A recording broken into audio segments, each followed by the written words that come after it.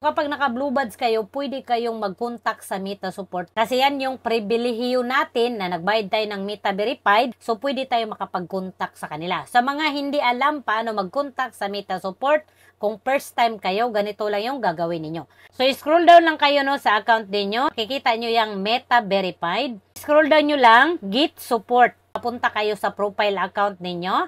Connect with support. Kung nakasulat dyan, pwede kayong mamili kung ano yung concern ninyo. Dito ako sa may other issues. Ito sa may taas, select asset. Ang may problema na payout ko, ito si Uray Tutorial. So, si Uray Tutorial yung iselect natin. Din dito naman sa may baba, select issue.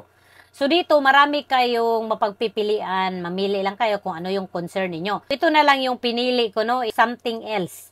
Next, tell us about your issue. So, isusulat nyo dito kung ano yung concern ninyo, ano yung problema ninyo. About my payment, I didn't receive the exact amount. Kailangan ninyong mag-send ng screenshot. Tapos, tap nyo natin yung submit. Pag makapag-submit na kayo, pupunta na kayo sa messenger ninyo. So, dyan na kayo pwedeng mag-usap sa messenger. Tatawagan nila kayo kung gusto nyong magpatawag. Ako naman, hindi ako nagpatawag kasi mahirap nga mag-English.